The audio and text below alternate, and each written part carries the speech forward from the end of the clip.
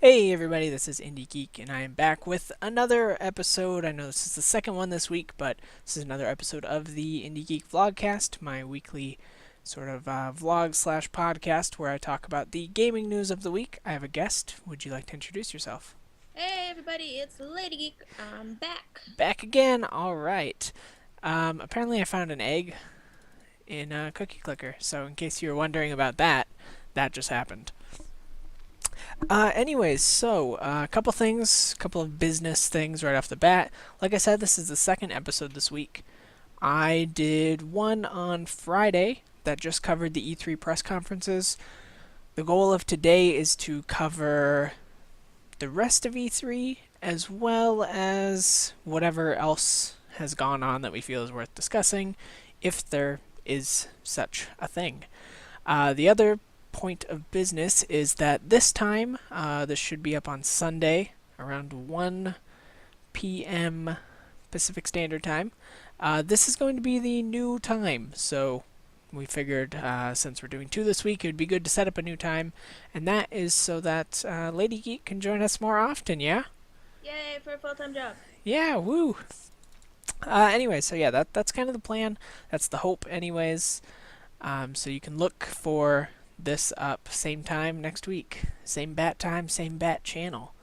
So, the last point, of course, since we are still doing E3 coverage, I will be posting up the E3 recap website in the link below, which has links to videos of all the press conferences as well as basically every trailer that was shown off at any point during E3, courtesy of Reddit user Cool Like Dat, because he is cool like that for putting this on.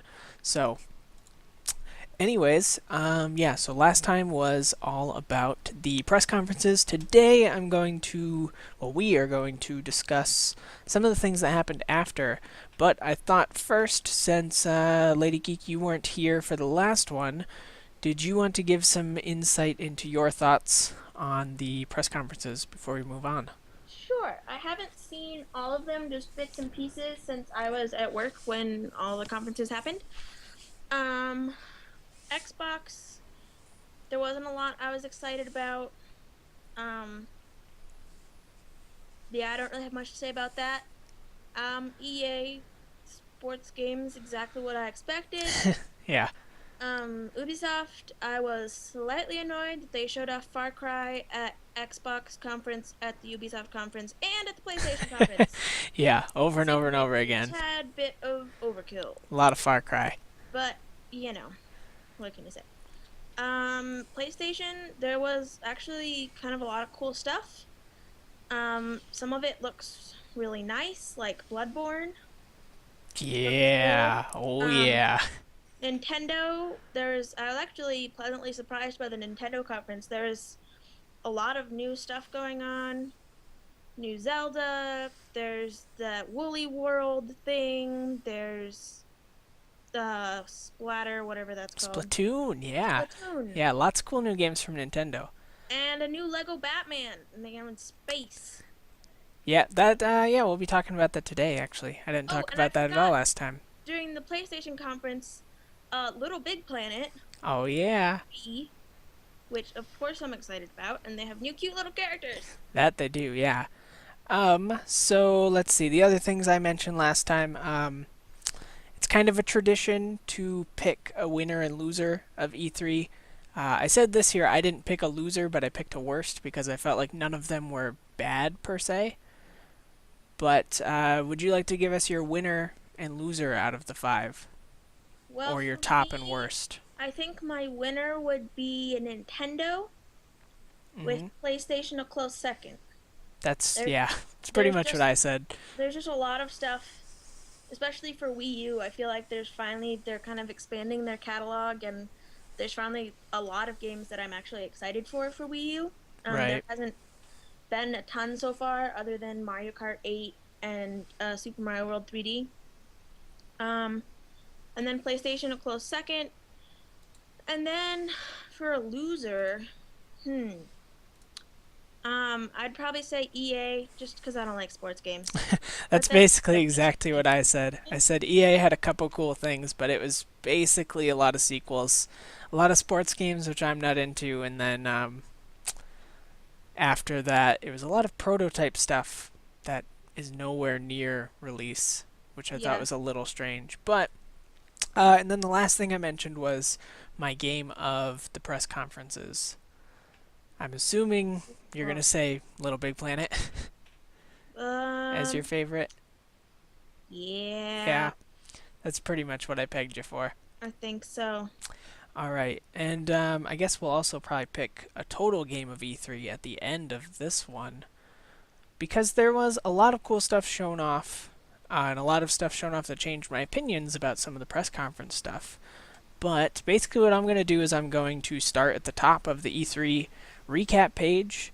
And this is for the viewers, of course, if you'd like to move along with us. And I'm just going to talk about everything that looks cool.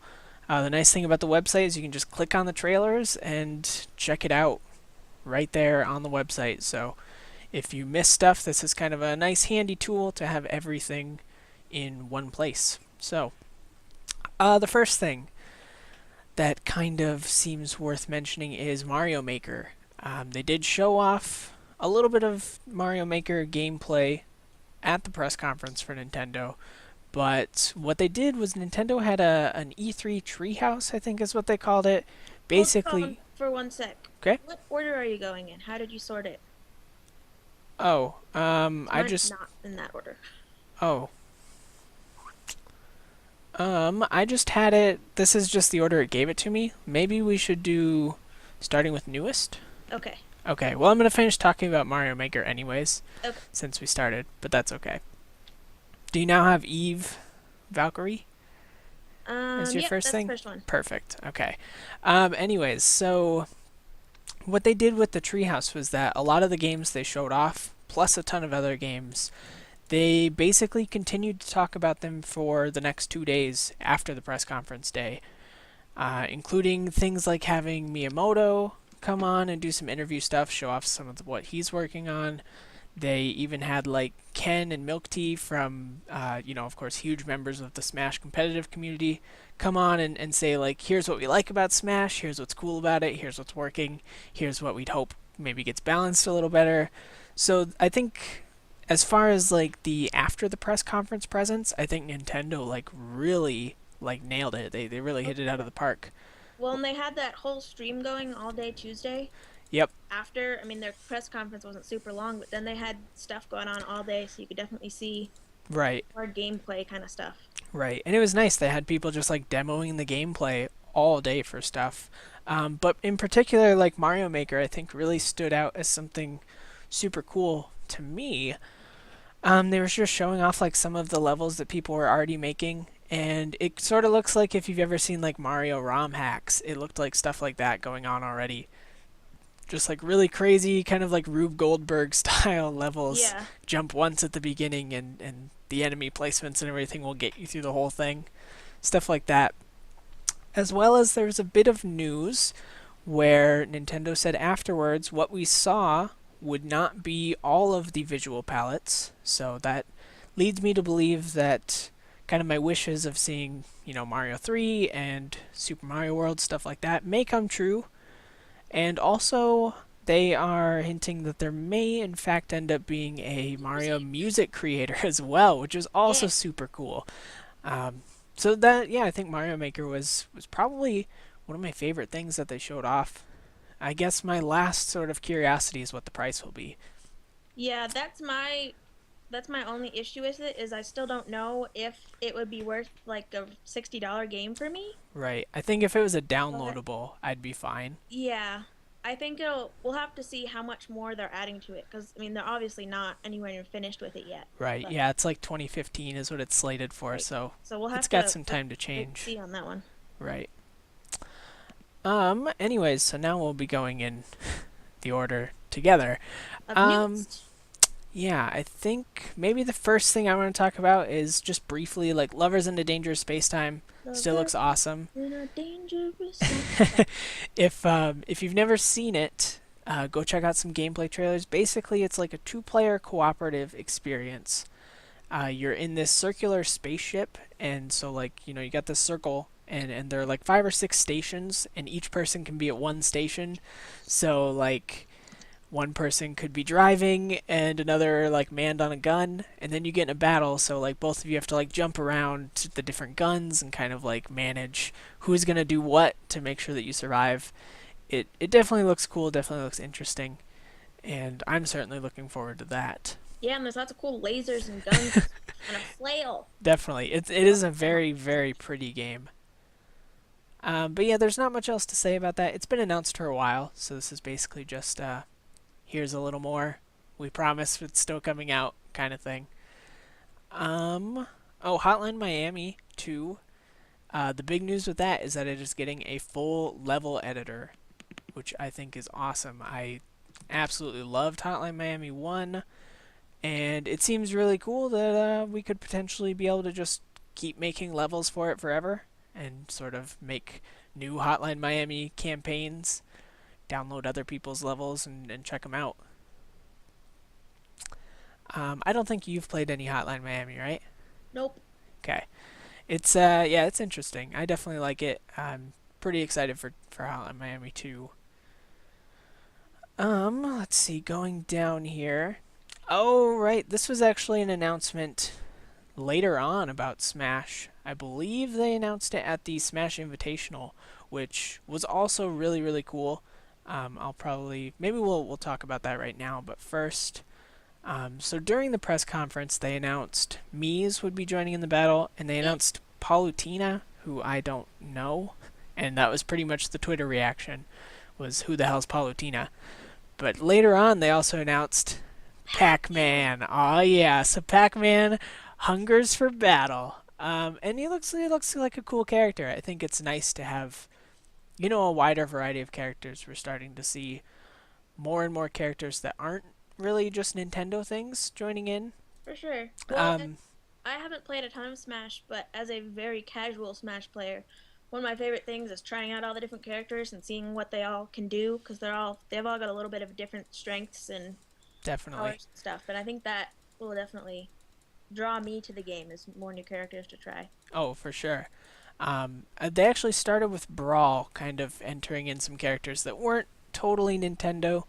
They had Snake, I know, joined, of course, from Metal Gear Solid, and Sonic. I think that might have been it. But now we've got like Mega Man and Pac-Man, and we're getting like a pretty cool variety of stuff going on. And like I said, you can check out Pac-Man's little reveal trailer. It's like a minute long, and it just showcases some of his moves. He looks pretty cool. I think it'll be Yeah, a he cool looks character. Cool. He looks like not how he looked in the game, but the original like cartoons of him. Yeah, definitely. But sometimes he does do like the original sort of like Waka Waka look, and he'll turn into that look and kind of like chomp on the opponents, which is pretty cool too.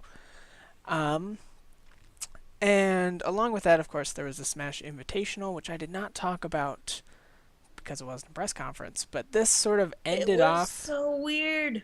It was weird. It was still cool though. For anyone who didn't know about what this was, basically Nintendo invited, I think it was 16 like big competitive Smash players, kind of through all the eras of competitive Smash. You had some people there who haven't played for a long time. I mean, Ken was there, and you had some people who are big now, which is also cool to see them all kind of come together like that. Basically, what happened was there were 20 characters that they could choose from, even though that's not the final roster. There will be, I think, closer to 30, maybe a little more than that even, in the final game. But they had 20 characters to choose from, and basically they drew numbers 1 through 16, and they could pick a character in that order.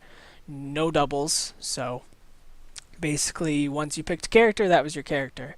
And the way they did it was they did, I think, 5 minutes, 4 stocks, 4 people at a time with items. Which was nutty. Which, yeah, it was nutty to see. I basically had to convince myself this was not like competitive Smash because so many good people got like screwed over in the first round because of items. But what we did get was about a solid hour of seeing how it plays, which I think is really kind of the important part there. Sure. They were playing on Wii U, all using GameCube controllers. It seemed to play fantastically. There's a couple of balancing issues maybe, but I don't want to get too technical about what we're talking about here. But Yeah, I mean, it is. They aren't coming out with it for a few years, so there's oh definite. no, it's out at the end of this year. Oh, I didn't realize it Yeah. was that soon. Yep, October 3rd for 3DS, and they're saying holiday 2014 for Wii U. Oh, But there is still some time. Basically, all that's left is like balancing stuff. right. So, but yeah, there were some moments where like people were able to just kind of play keep away for like multiple minutes, which seems like maybe there's some issues there. But I'm sure, I mean, Sakurai was there, which was also really cool for him to be there and talk like directly to this like giant audience of Smash fans as well as like competitive Smash players. And I'm sure he was taking Fast and Furious notes about everything. Yeah. So hopefully some of that stuff gets fixed. But from what I could tell, like it looks good. It seems to be a little closer to the melee side than the brawl side, in my opinion. I think the biggest thing I noticed was that it looks faster than brawl, and that makes me very happy as a huge fan of melee. But who won? Who won? I don't remember who won. I think Zero won, playing Zero Suit Samus. Um, but again, like it didn't matter because items screwed everything. Like Ken was out first round, which like he just got like really screwed over by some bad items, stuff like that. But again, the biggest thing for me was just seeing a solid hour of the game being played. Yeah, and I mean, it was kind of like unusual, especially for competitive play, like using items and stuff.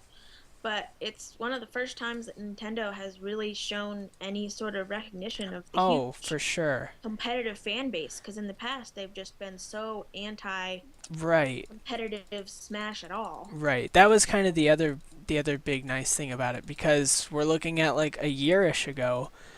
They said, "Sorry, you can't stream Melee at Evo." For sure, which is That crazy. was yeah, that was crazy town, and there was enough like bad press about it that they turned their decision around in like Yeah, and then 8 hours. people watched it. Yeah, they like had record-breaking numbers for Evo viewers during Smash. It was ridiculous, but you just see like the big turnaround because now at E3 they invited people and they hosted a Smash tournament. Like Reggie was there, Sakurai was there. That's awesome. That's just Yeah, another thing that they're kind of showing like they're listening. They're trying to make like an active effort to yeah, it may not be sort perfect, of but it's definitely progress, I think, in the right right direction. for sure. Yeah, so I think that was good overall. If you're a Smash fan, good news all around, I think.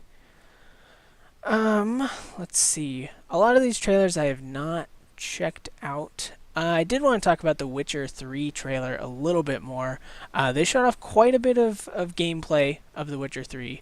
Um, this is, of course, by CD Projekt Red from Poland, and they are, like, seriously a really, really effing good dev team. Like, everything they do is just incredible.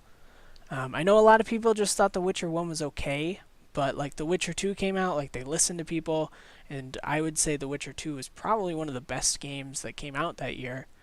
And I'm imagining The Witcher 3 will be as well.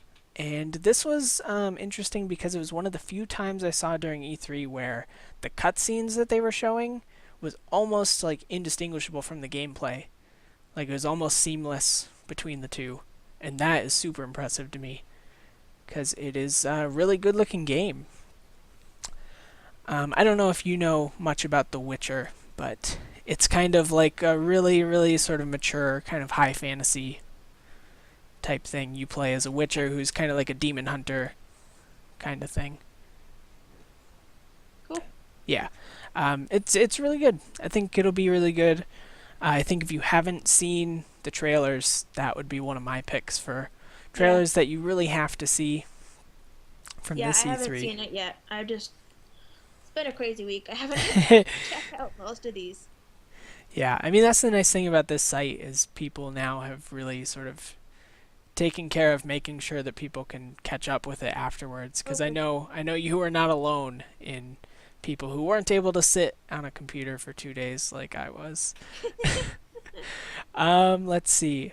Oh, Sonic Boom, don't watch. Don't watch the trailers. Just pretend Sonic Boom doesn't exist. I know we talked about this a couple weeks ago. Um, yeah, Sonic Boom is just like looking. Somehow it's looking worse every time they show it off, and that I don't get it.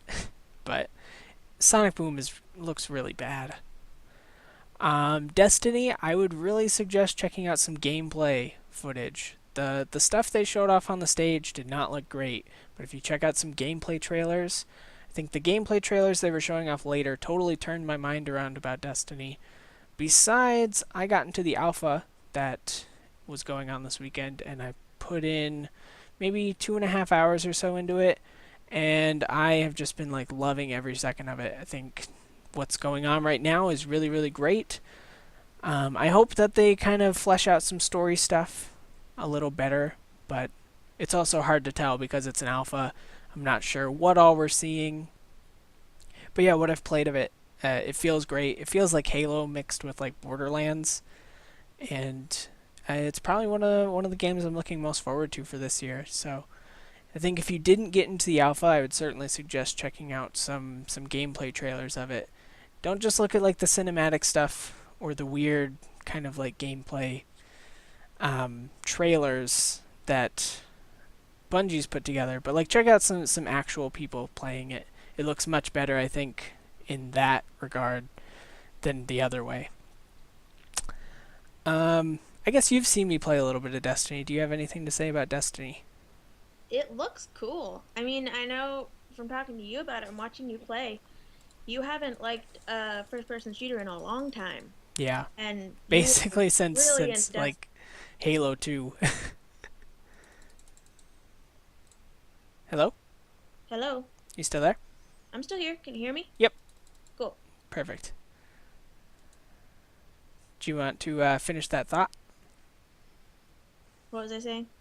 Um, Did you lose me in the middle? yeah, Oh, yeah. You were okay. saying that I haven't liked first-person shooter in a long time.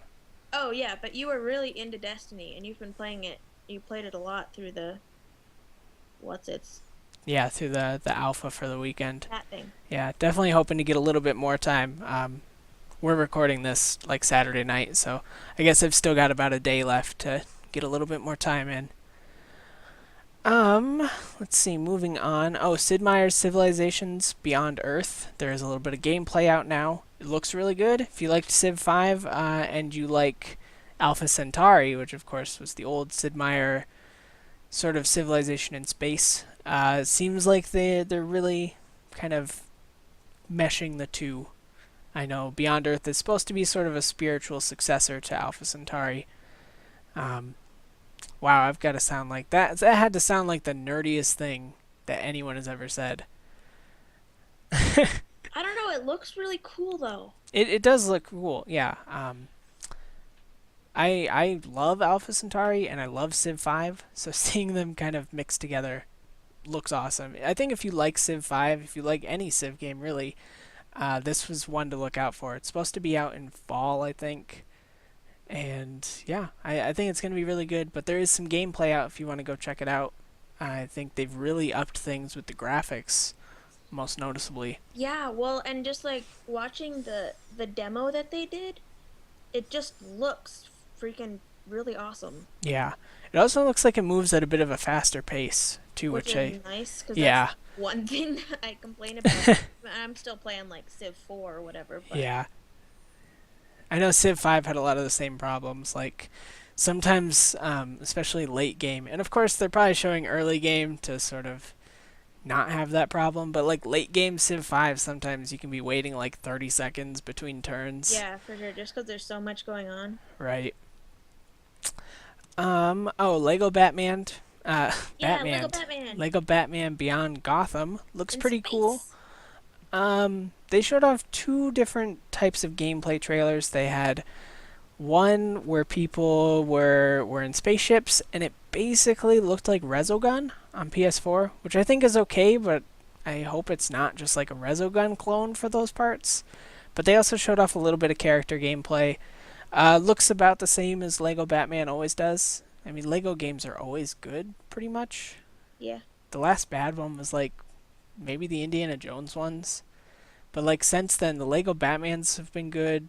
Lego Marvel was good. I've heard the Lego Movie game was really good. So I think it'll be good. They're definitely adding a lot more characters this time, even more than Lego Batman 2 had. So Yeah, there's Wonder Woman and Superman, and Batman's got a pretty sweet spacesuit. yeah, that's like the biggest thing. He's got crazy wings. Cause like Lego Batman 2 added basically all the big DC characters, so you could fly around Gotham as like Green Lantern or whatever. Yeah. But now they're adding like all these cool like spacesuit variants and like Batmite and like all these sort of more obscure DC things, which I think is pretty cool to see. So yeah, if you like Lego Batman, there's definitely more of that coming. I have not checked out the new Lord of the Rings game at all, unfortunately, so I can't really tell much about that.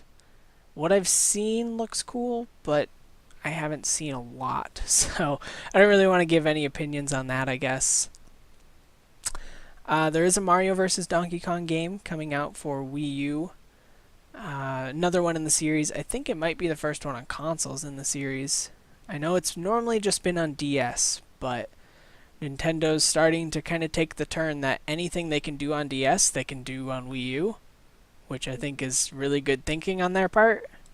Yeah, well, it's definitely nice to see. I know the big complaint about the Wii U from a lot of people has been that there just isn't the library there yet.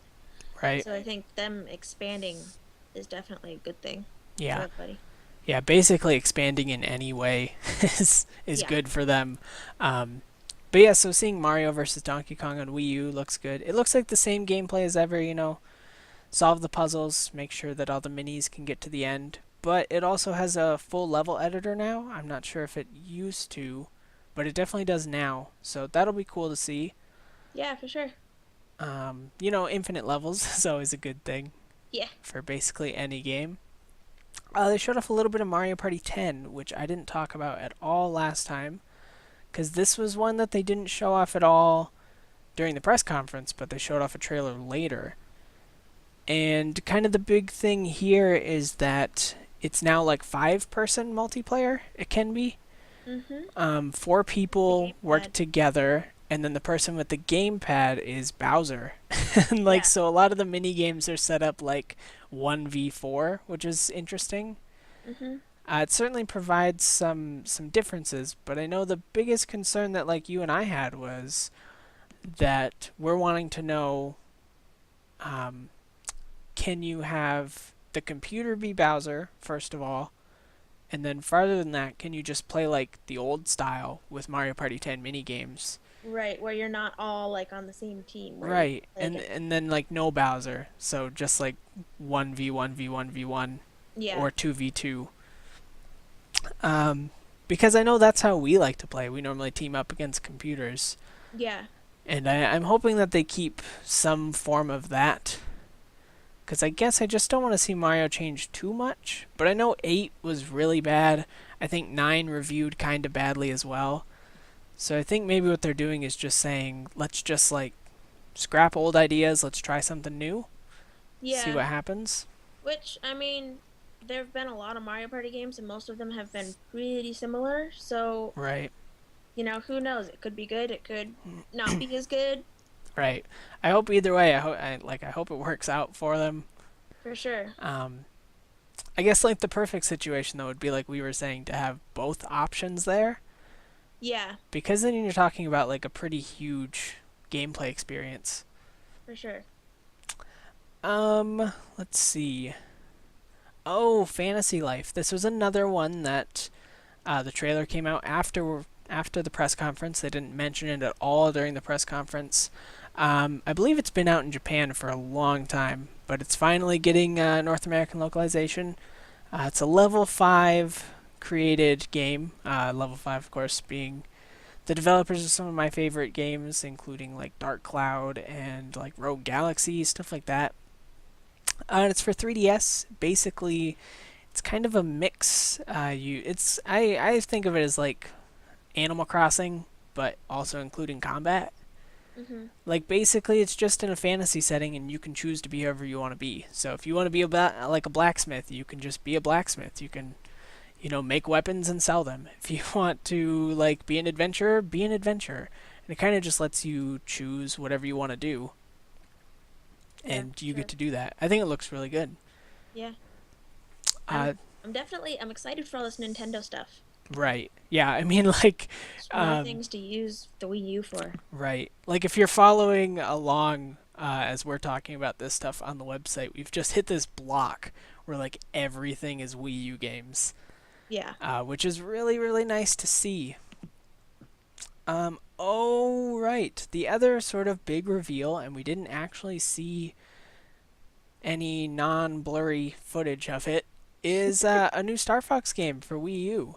Yep. It's like this little video, and this has been confirmed multiple times. So Time did an interview with Miyamoto where he confirmed that a new Star Fox was coming. There's a video of him showing off some stuff, and in the background you can see like a Star Fox ship flying around, and he's controlling it with the gamepad. And then when he was being interviewed at the E3 Treehouse, he also said that Star Fox would be coming to Wii U in 2015. So that's like 3 confirmations there. So there definitely will be a new Star Fox, which I know will excite a lot of people because that's been kind of a great Nintendo franchise that has been forgotten a lot. The last one was a long time ago. Like, Yeah. man, I don't even know. Maybe like Yeah. maybe Forever. yeah, maybe like 10 years ago now. It's been a long time, so I think that'll be good. I guess I just want to see now. Like, Yeah, I'd love to see what's going on, for but sure. they've got to save some stuff for E3 next year, so I would say probably look out for footage of that next year at E3, especially if they're shooting for 2015 release. Mhm. I think that's pretty much guaranteed. Um, Splatoon, they showed off like 3 hours ish throughout the day of gameplay. Um, and that's good and bad, I think. My reaction was like, for a while, I was like, yeah, this looks really cool. It looks really fun. It looks like a game that kind of gets boring fast. Like, Yeah. I know you had some concerns. Well, it's just like from what I've seen, there were only like really one arena, and you can only play on a team of 4v4. Right. And so I was a little concerned about whether there would be like an option to play 1v1 or 2v2 or whatever, or if there is, more arena options. But again, it's not coming out. It's coming out not this year, right? Yeah, 2015. Yeah. So again, this is probably a really early build. I mean, not really early, but it's still early. It's not what it's going to be, what the final product is going to be. Right.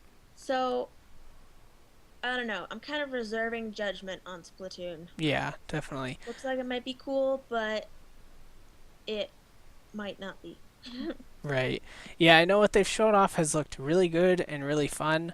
My only concerns is that like if it ends up being what they've showed off as the whole game, Hmm. that's going to get really old really fast. For sure. And I don't want that to happen. Because I know like by the end of the day I was like, please don't play any more Splatoon. Uh-huh. Like every time they'd show off, we're going to play Splatoon because we've got nothing else to play right now. I'm like, "Oh, I don't want to see another match of Splatoon." Yeah.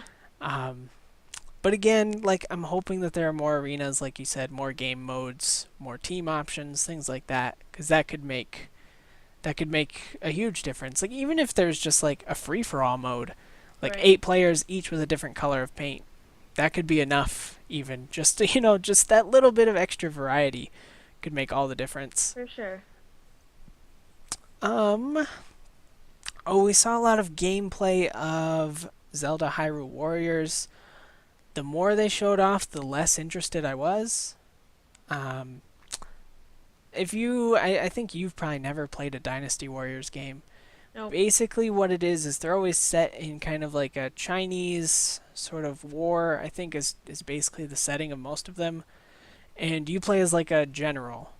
And Uh-huh. what happens is basically it's like a one button kind of game. I've Yeah. always found it to be like if you just press the attack button over and over, you win, and you'll be killing like thousands of people.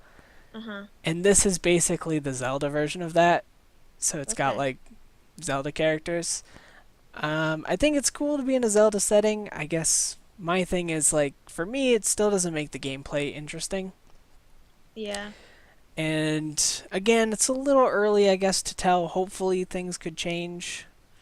But I Yeah. guess like the coolest thing to come out of it is that there's going to be 9 playable characters. The others that they revealed are that you can play Zelda and Midna.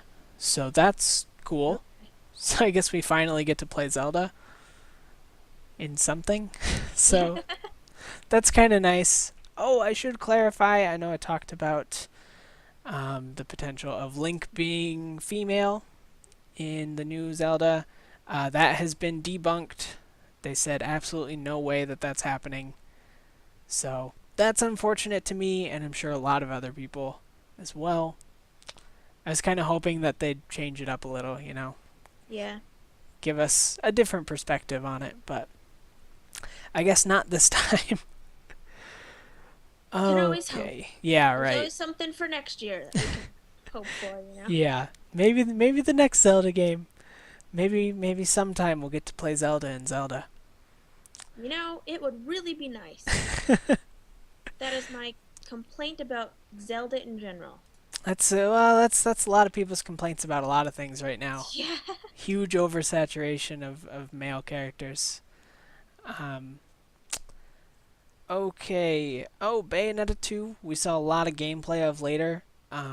Because they showed off a little bit of a trailer during the Nintendo press event. Hmm. The more gameplay they showed, the more that I want that game like now. Yeah.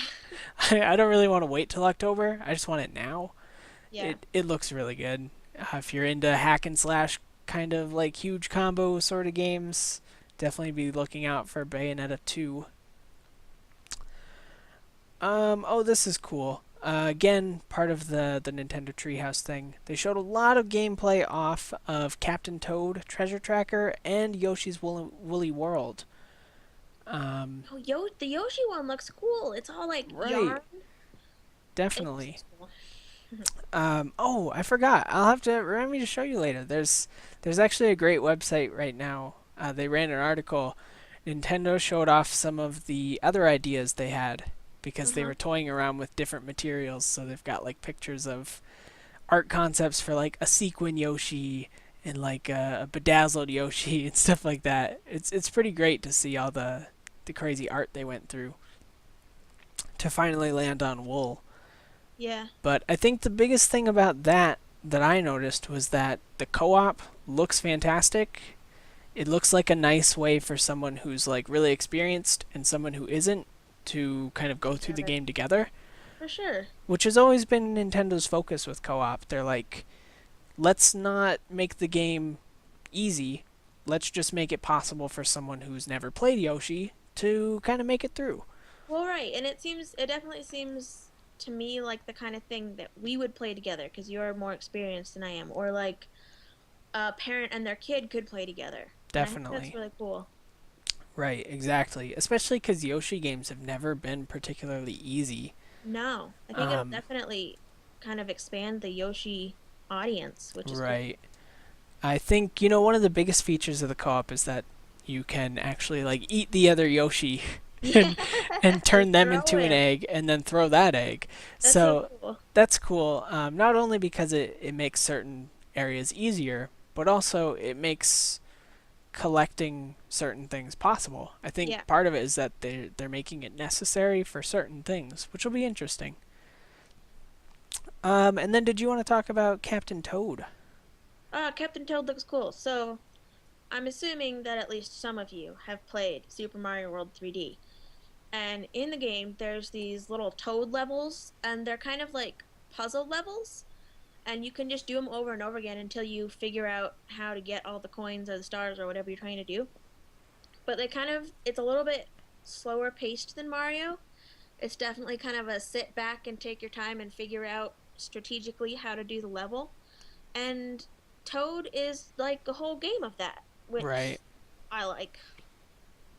Yeah. It's cool. As my like, I loved basically every level of Super Mario 3D World, but I found some of the Toad levels to be maybe the most creative. of all of them. They weren't always my favorite levels, but they were always the ones that like when I finally got it, I had like this great aha moment that Yeah, always you're just like, put like a oh my huge gosh, I finally understand. right, and it just put like a huge smile on my face every time. Yeah, And I think it's great because it's technically kind of a new IP for Nintendo, yeah, which we all want, I think. I know I want to see more IPs. Like, I get it. Yeah, it's still a Mario character. It's still kind of gameplay we've done, but it's not a Mario game, really. It's a Toad yeah. game. I think Like, it's new. yeah, it's not like typical Mario gameplay. Like, Toad can't jump. That's like, Yeah, that changes everything, you know? But yeah, definitely. I think it looks really good. I think it'll be fun. Yeah. Um, let's see. Heading down here. Oh, okay, so I know you talked about Little Big Planet being your game of show. I actually said that No Man's Sky was mine. Oh, I forgot about And that one. since you weren't here, do you have anything you'd want to say about No Man's Sky while we're here? First of all, it's like really pretty. It is just a beautiful layout and it's really creative. I mean, there's all these different worlds that are randomly generated. And I mean, there's new ones generated all the time. No two people are going to spawn in the same world. And they've got animals that are cool and creative and different. They've got plants that are cool and creative, different. The landscape is different. And then you can, I mean, it's kind of just an open world game. You can play with other people, you can play against other people, you can just go explore. It looks cool. For I'm sure. excited. For sure. Yeah, I guess like my only reservation, and I've seen other people express the same thought, is that it seems very, very ambitious for like Mm-hmm. the fourth game, I think, from a four-person studio. Especially because they've never done anything like this, and all their past games have been, they've been received kind of like middling, Yeah, just like okay reviews. That being said, like everything they've shown off, if they're showing us off real gameplay, then I have full faith. yeah, um, yeah, I guess the last thing I want to see is like this fail in some way. I really don't want to see that happen yeah, because it seems like the kind of game that maybe could finally make like big AAA studios go, why aren't we doing this?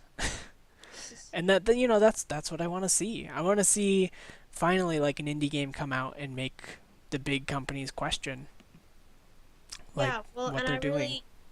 I don't know, I really want something that's just going to make some of the big companies say, wow, we could do something that's really creative like that. We could do something that's different from what we've been doing just because we know it'll make us a bunch of money. Right. And that's kind of, I don't know, that's how what I like to see in games is stuff that's creative and new and interesting. And you can't blame them for just making the same thing over and over again, because I know if someone said, here, if you do the same thing you just did, I'll give you millions of dollars, I would probably just do it. Yeah. It's But it's definitely a from business yeah, from an artistic point of view, looking at games, I love seeing new stuff. for That's sure. cool. That's not. It's just not the same thing all the time. Definitely. Yeah, I mean that's why I've kind of made the big switch over to indie games anyways, is that Mm, there's just like so much more creativity going on. for sure. At least that's what it feels like sometimes, like I can look on Steam and find so much more creative stuff going on Hmm. than like what's available on my console. Well, right, and it's just cool to see. Right. Um yeah, I thought I'd give you a chance to talk about No Man's Sky because I know that was another big one that So you really pretty. liked. Yeah, it is absolutely stunning Sorry, I'm just just seeing it. nerding out over how pretty it is. Okay, so I guess like the next thing of note is Bloodborne. At the It press also looks really conference, cool. at Sorry. the press conference, they just showed off a cinematic, right? Which it was enough showing off a cinematic, showing off From Software is making it, and showing off Miyazaki's name to get people like really hyped. Mm-hmm. There has been a leaked trailer. I think it's still up. It's about a minute and 40 seconds of gameplay, and it looks fantastic. Mm-hmm. And then on top of that, I've heard a lot of press people say that the gameplay they got to see was upgraded from that and looks way better. And I personally asked Phil Kohler, who writes for Polygon, I asked him on Twitter, like, did you get to play Bloodborne? Because he was a huge fan of Dark Souls, huge fan of Dark Souls 2.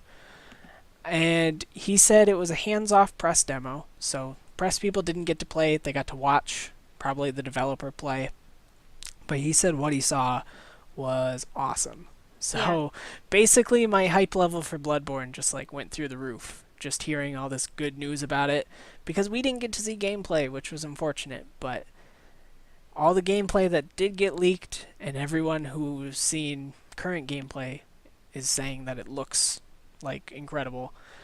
Basically sounds like it plays like a faster, maybe slightly easier, more action-oriented Dark Souls, which I think is good. I think it's good that they're not just doing Dark Souls again. Like Yeah. there's a lot of similarities between how the two play, but it sounds like this is going to be more like action paced and maybe more accessible to more people, which I think is Yeah. also Sure. really good because you got to have a lot of patience to get through Dark Souls. Yeah. Yeah, so I mean that's Bloodborne. I just want to find out more. Um, Plus it's nice to see like a really nice looking upcoming PS4 exclusive. So that's cool too. Let's see. Moving down. We might not have a whole lot more to talk about, which is fine because we've got some other things worth talking about as well. Yeah, it looks like that's basically all of the big stuff that came out after E3. Um, so I guess maybe before we move on to non E3 things, do you have any kind of final thoughts on E3 as a whole? Well, there was a lot of cool stuff this year at E3. I wasn't expecting a lot, mostly because it's the year after the next gen of consoles, so all the big stuff came last year. But I was pleasantly surprised by a lot of stuff. There's definitely a lot to look forward to in the next couple of years, and, I'm excited about it. It left me with a definitely kind of excited view of the next few years of games. For sure. Yeah, my big takeaway was that like last year there was so much to be cynical about.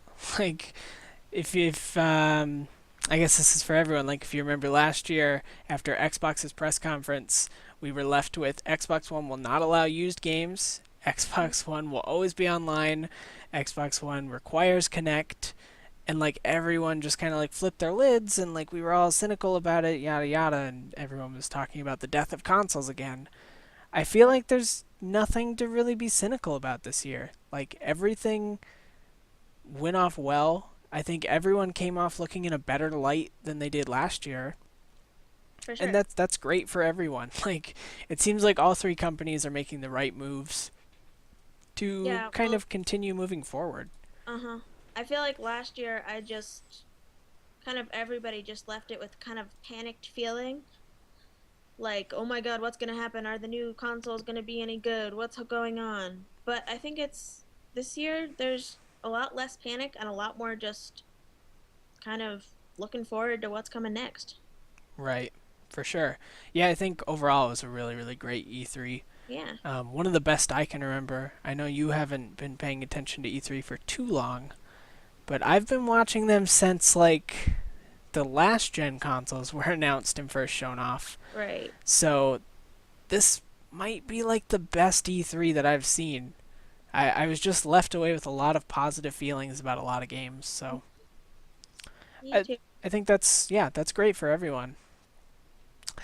Um so yeah, I think that kind of wraps up E3 talk. There were a couple of other maybe not exactly related news, but I guess the first thing I want to mention is that Game Trailers, who of course does quite a bit of online game coverage, 2/3 of their staff was laid off the day after Mm. E3, Yeah. which is really unfortunate to see. It kind of feels like because I mean for a game journalist, like E3 is like the top of the world. Right. You're covering all the biggest stuff at the biggest time of the year. when most people are going to be reading. So it's like, you hit the top of the roller coaster, and then the next day they're like, you're fired, and you're like, boom, there's your plummet. Like that Well, really it's just sucks. yeah, I mean, it's never good to see anyone get fired from anything. So I guess having it happen like the day after the biggest gaming event. yeah. It's just really unfortunate. Yeah. So I And guess if you were a frequent reader, or watcher of game trailers content, like I guess just know like that happened. It's kind of unfortunate. yeah. Send your thoughts their way. The other stuff, the biggest I think controversy that came out of E3 was Ubisoft and gender issues. Yup.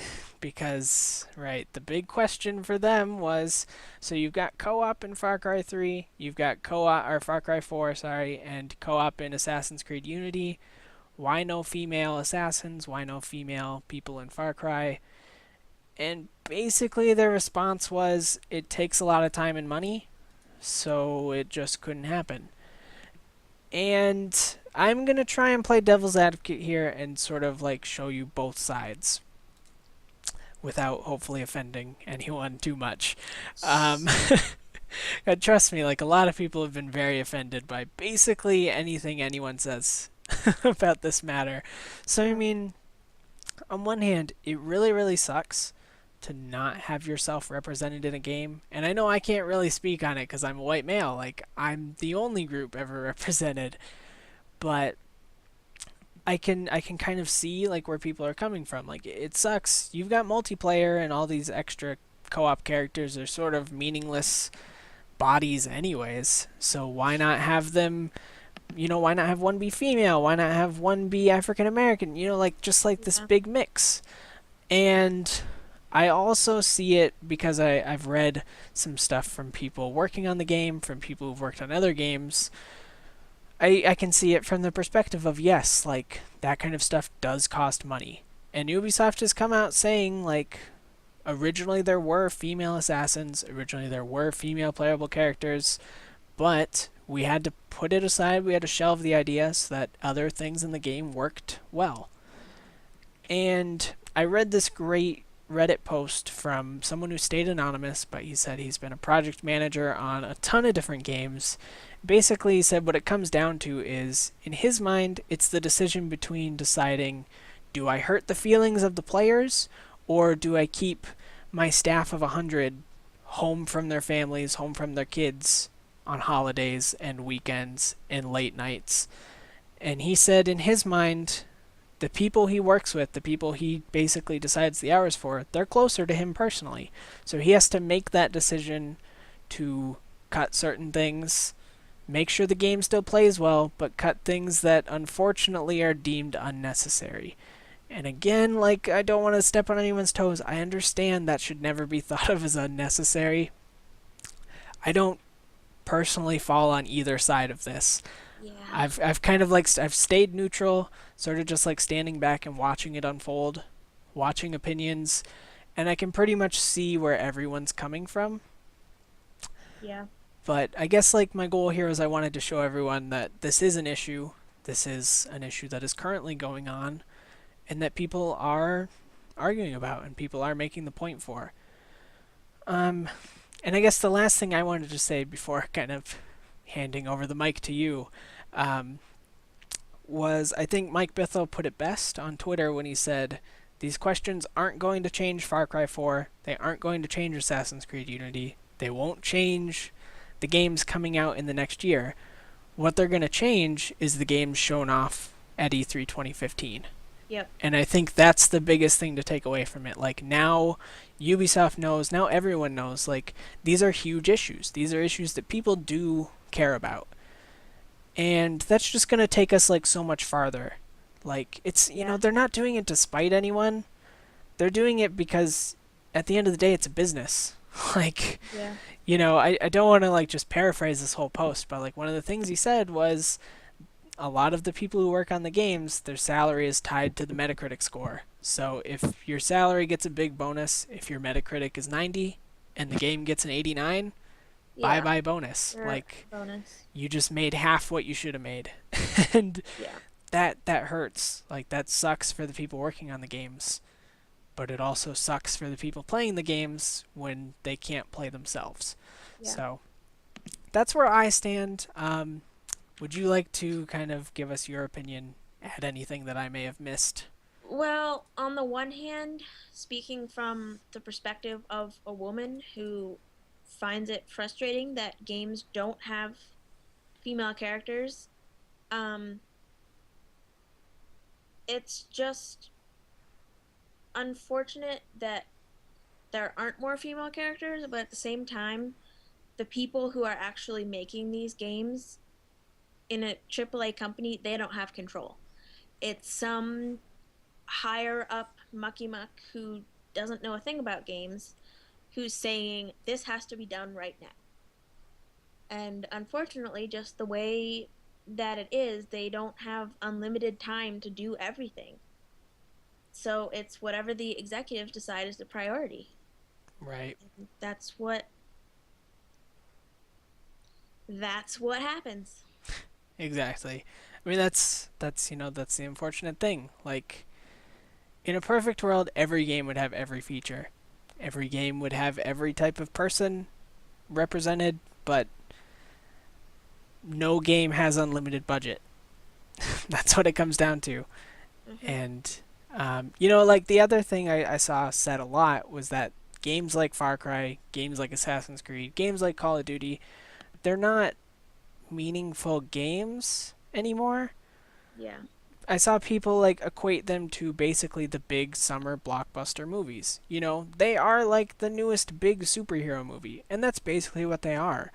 So I guess they fall into the same trap that those superhero movies do. Like, those superhero movies cater to one type of person, the person who wants to be that superhero. So, like, they're not meant to like provide an interesting social commentary. They're meant to make money. Uh-huh. And that's what it is at the end of the day. Like, if Ubisoft wants to stay relevant, they're gonna keep doing the things that they're doing because it's almost too much of a risk to change. Well, it's the same kind of thing. I mean, if you've got all this pressure and all these people saying you just made a successful game, just make the same game over again, and you'll be successful. You'll get a bonus, you'll get a raise, the company will make a whole bunch of money. I Exactly. mean, unfortunately, with this kind of thing, I really feel like the attitude and the culture of this male dominated gaming, whatever it is not going to change until the gamers demand it. Right. And that's Until, and that's what we're seeing. Like, right, that's until the best part. there's a huge economic pressure on the companies that if they don't make a game with both female and male characters, then they're not going to sell their game. And I mean, there's definitely a lot more awareness out there, but I think what people need to remember is that, you know, there's all these people who complain that women don't play games, women don't like games, or girls just aren't into games.